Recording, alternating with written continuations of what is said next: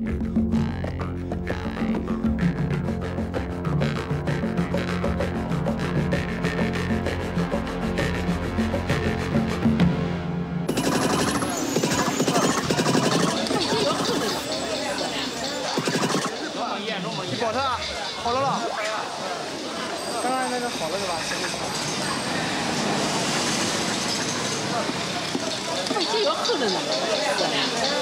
Chine s'éveille, comme tous les jours, avec boulimie.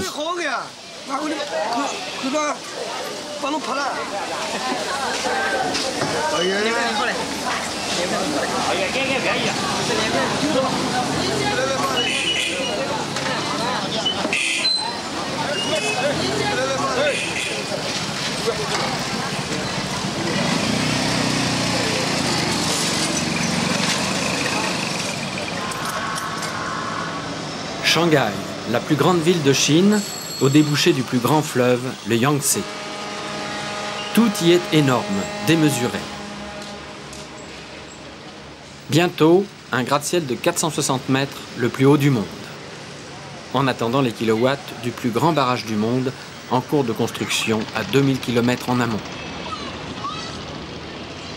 En 1950, dans un poème intitulé La nage, Mao écrit: des murs de pierre en amont construits retiendront de Wushan les nuages et la pluie. Dans la gorge escarpée surgit un lac uni. Ce barrage annoncé, Mao, défenseur des paysans, y a pourtant renoncé.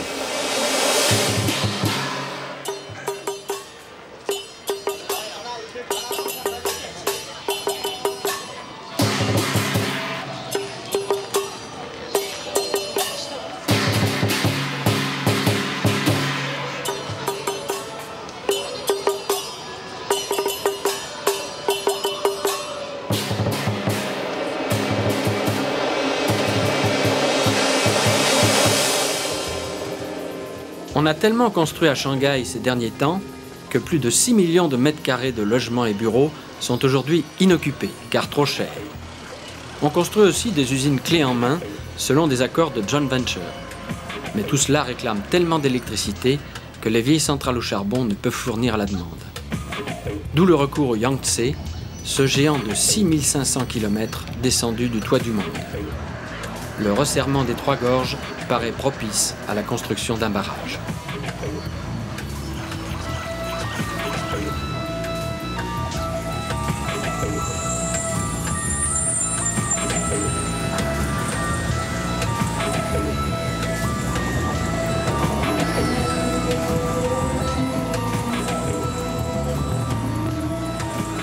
Le Yangtze et ses affluents offrent un réseau navigable gigantesque où se pressent cargos, péniches, barges et ferries, de tout tonnage et de toute provenance. Le Yangtze est véritablement l'artère vitale de la Chine, car il traverse la grande plaine aride qui approvisionne le pays. Il voit donc passer les convois de céréales, de charbon, mais aussi les bétaillères et les menues marchandises, car la navigation y est plus sûre que sur les routes étroites et encombrées. Par ses dépôts d'alluvions lors des crues, le Yangtze enrichit les terres. Il est à la fois artère vitale et fleuve nourricier. Au carrefour de ce fleuve et de la mer, Shanghai prospère. L'économie s'emballe.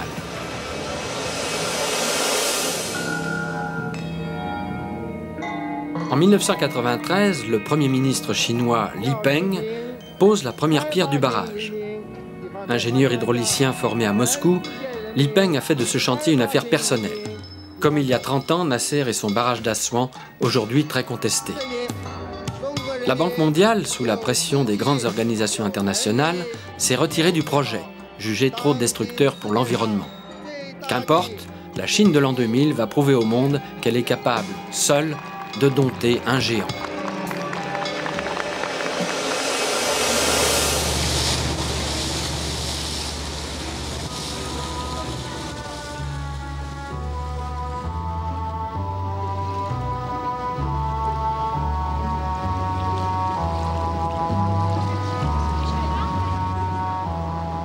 Voici des millénaires que des plateaux tibétains jusqu'à l'estuaire où il pollue le Pacifique de son épais linon, le Yangtze parcourt son cycle annuel. Sans cesse, il se renouvelle, obéissant au rythme de pulsations mystérieuses Il oscille du calme des basses eaux d'hiver à la grandiose frénésie de la crue estivale. Joseph Kessel, 1930.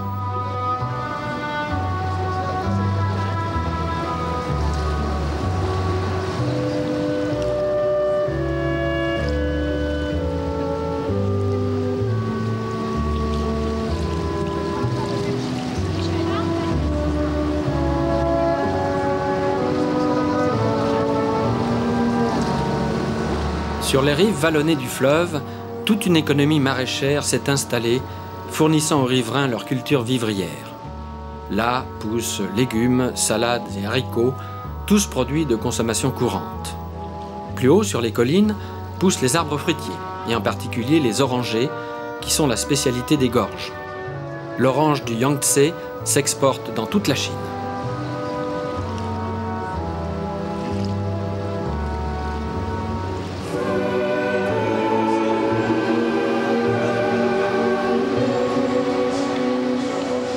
Wuhan, la ville du premier pont sur le Yangtze, construit avec l'aide soviétique.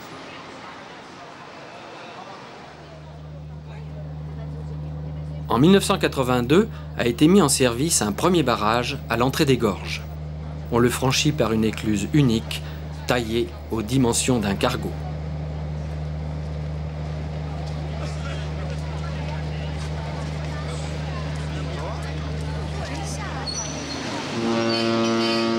Ce barrage permet déjà à des navires de 3000 tonnes de franchir les gorges où l'on avait au préalable dynamité les rochers affleurants.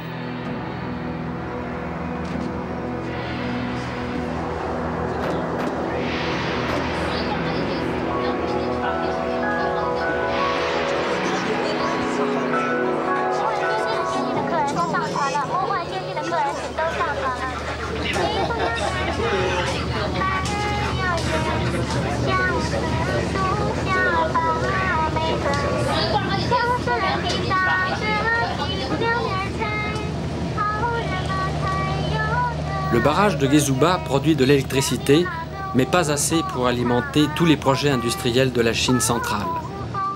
Passagers et touristes se bousculent pour voir les gorges avant leur noyage.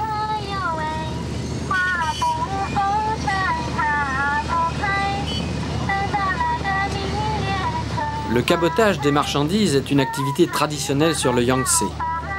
Les barrages favorisent les gros porteurs, mais retardent les petits.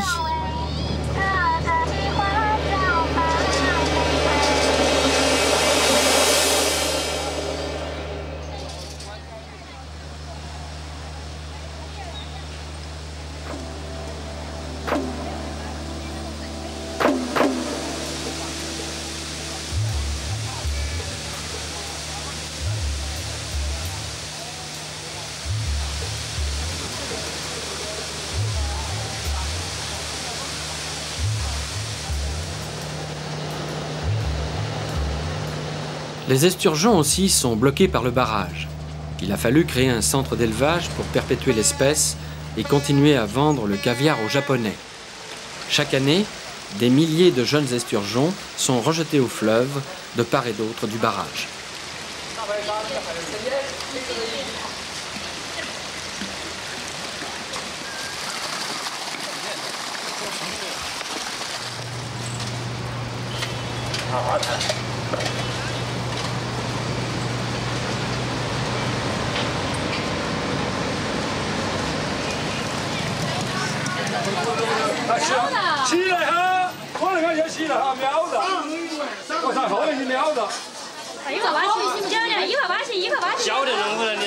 Toutes les villes du Yangtze vivent du fleuve.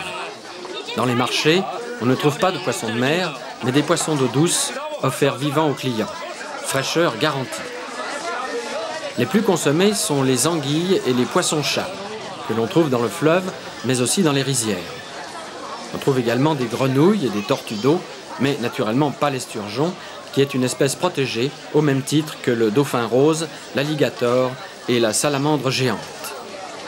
L'esturgeon du Yangtze peut atteindre 4 mètres de long et peser jusqu'à 500 kg. Les légumes aussi viennent du bord du fleuve. Ils permettent de préparer le fameux roko, ou pot-au-feu, où l'on fait mijoter le poisson dans une sauce très pimentée.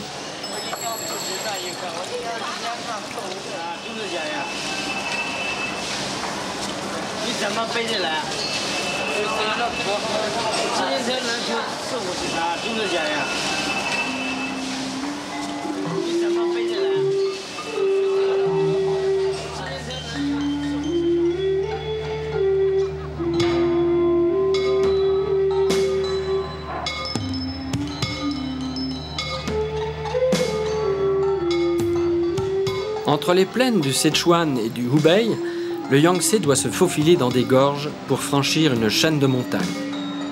Un massif tour à tour calcaire, schisteux ou granitique. Ce sont les fameuses trois gorges qui s'étendent sur 200 km.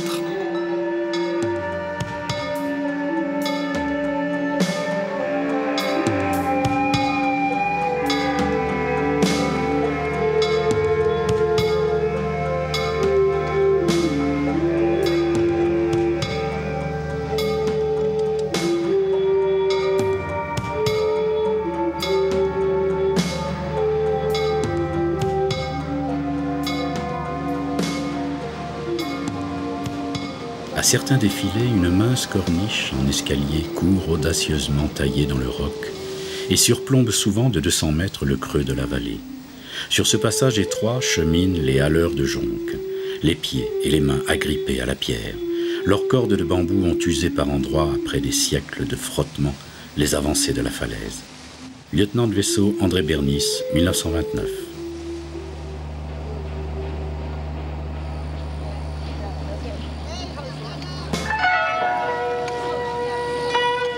Les paysans profitent des basses eaux pour faire du maraîchage sur les berges gorgées d'alluvions. Des berges qui seront bientôt noyées définitivement.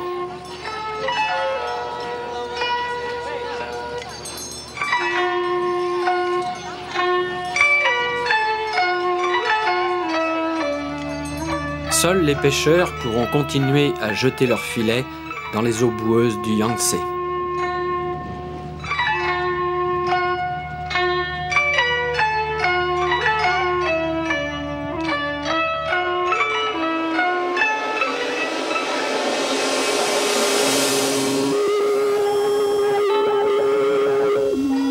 En 1993, la montagne est livrée aux bulldozers et aux pelleteuses pour préparer le terrain du grand barrage.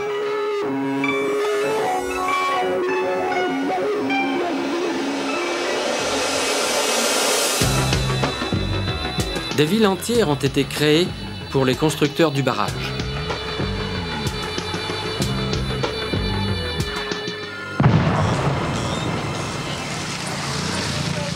En 15 ans de travaux, 40 000 ouvriers, techniciens et ingénieurs vont se succéder sur le chantier. On y travaille en musique, accompagné parfois de slogans politiques destinés à mobiliser les énergies.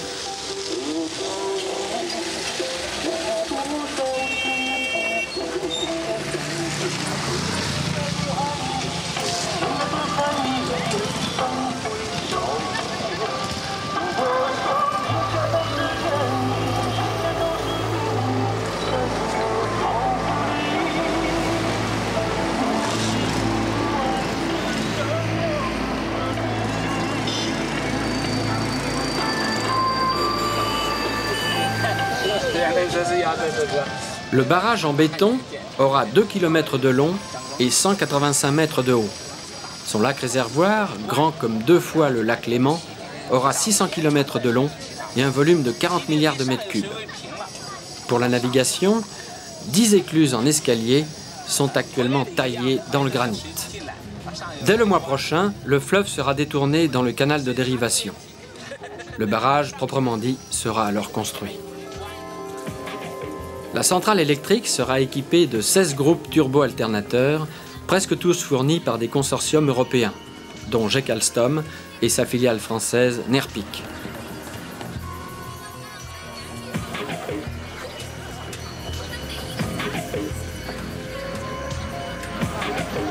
Comme la Banque mondiale et les Américains ont refusé leur aide, le barrage est devenu une affaire strictement chinoise, très visitée par les compatriotes.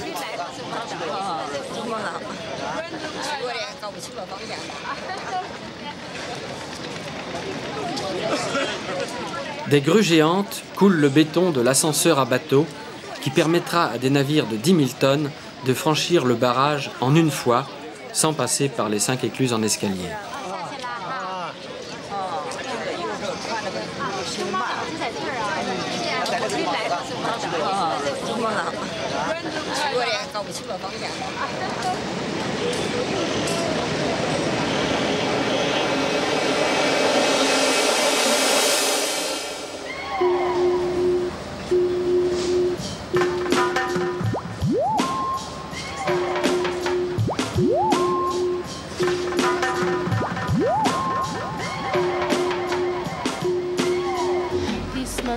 Underwater love, the way I feel it slipping all over me.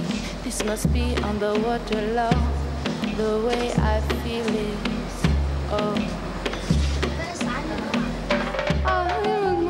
La cote 175, c'est la hauteur maximale qu'atteindra le lac réservoir après son remplissage. Tout ce qui est en dessous sera noyé. Gorges sauvages, champs cultivés, villages et même de grandes villes. Ici, à Fengdu, les 74 000 habitants seront relogés sur la rive d'en face, car leur ville sera entièrement submergée.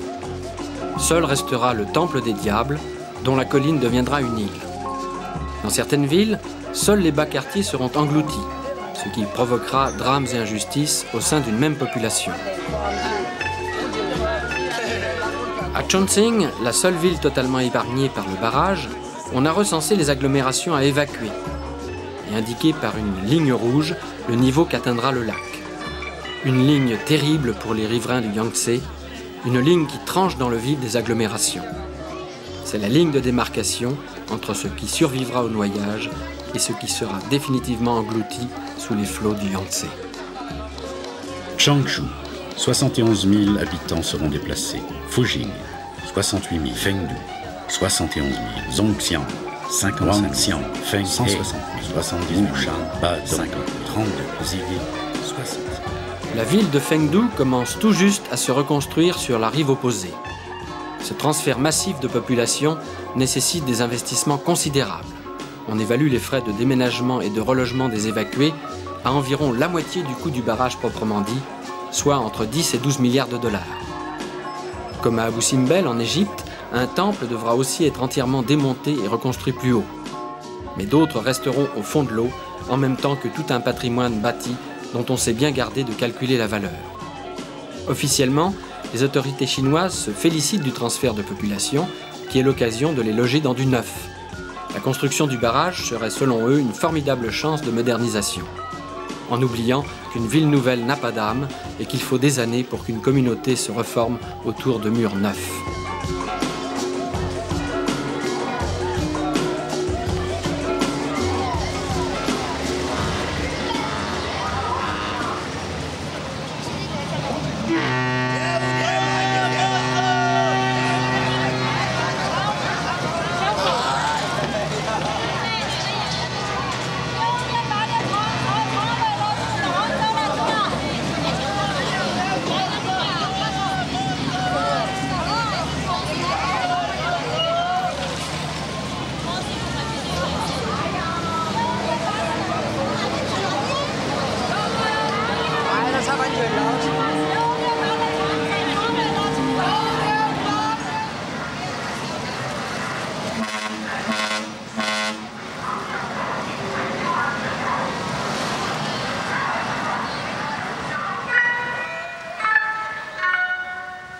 Chaque fois qu'un affluent se jette dans le cours principal du Yangtze, on assiste au mélange des eaux. Les flots limoneux venus de l'Himalaya se mêlent aux eaux claires de la montagne locale.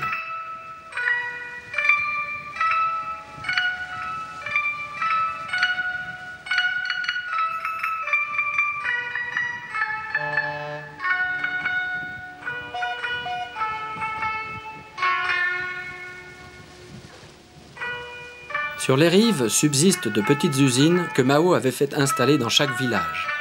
Celles-là ne seront pas regrettées car elles ont cessé de fonctionner depuis longtemps. Elles ont été remplacées par de grandes unités tout aussi polluantes implantées aux abords des grandes villes. À Wushan, une petite ville de 50 000 habitants étagée sur la rive abrupte du Yangtze, on se sait condamné à déguerpir, au moins dans la partie basse où le fleuve affleure déjà en période de hautes eaux. En attendant, la vie continue, grouillante, fiévreuse, dans les rues en escalier où ne circulent que des piétons.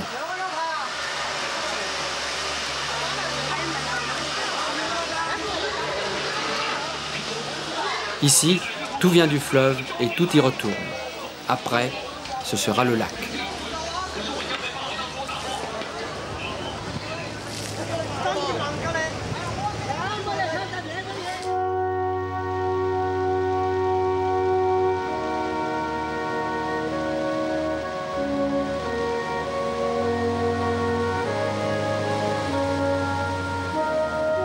La montée des eaux n'affectera pas seulement les riverains du Yangtze. Elle touchera également tous les affluents du bassin versant, jusque dans les vallées les plus reculées. Les paysans de ces vallées seront eux aussi condamnés à la modernisation forcée, du moins en ce qui concerne le logement. Pour le reste, ils vont perdre leurs terres et devront défricher la montagne.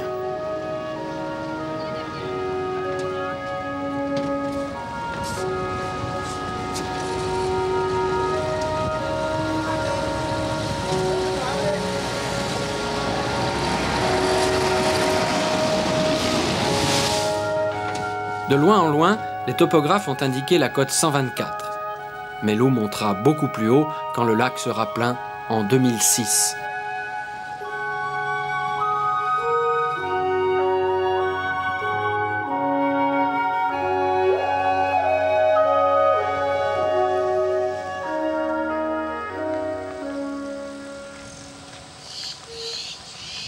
La récolte du coton se fait encore en famille, bien que les terres soient collectivisées depuis un demi-siècle. Mais le système chinois marque une séparation nette entre la propriété des terres, qui est collective, et leur exploitation, qui reste largement familiale. Le coton est, avec le riz, la plante la plus cultivée dans les plaines du Yangtze central. Le riz et le coton ont besoin d'être irrigués par un système de canaux qui remonte à la nuit des temps. La terre y est riche, car depuis des siècles, le Yangtze engraisse la plaine de ses limons, quitte à inonder parfois plus qu'il n'est souhaité. Le barrage, dit-on, mettra un terme au débordement. On aura donc recours aux engrais chimiques, comme les fait là dans la vallée du Nil.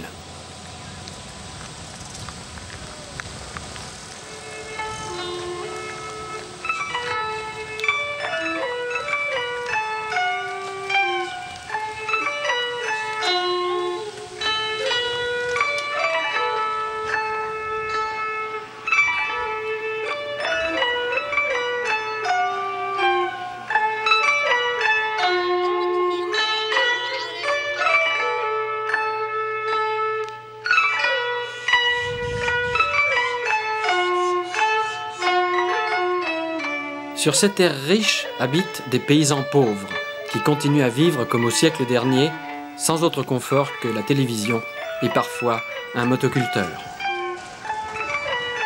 Dans les villages, les 3 générations cohabitent avec un partage des tâches parfaitement égal entre hommes et femmes.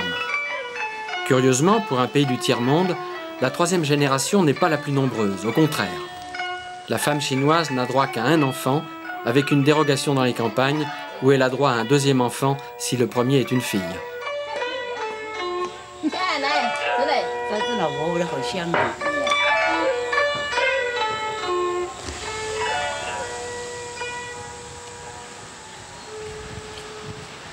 Le poisson du fleuve et des rizières est parfois pêché par des dresseurs de cormorans qui sillonnent les canaux dans de minuscules embarcations.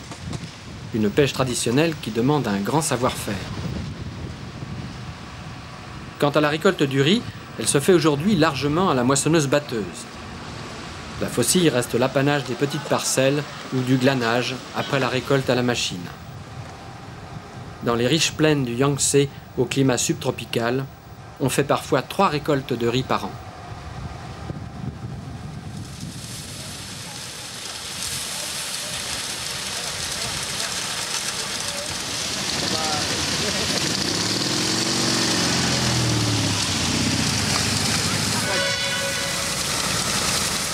Même l'asphalte des villes sert aux opérations de battage du riz.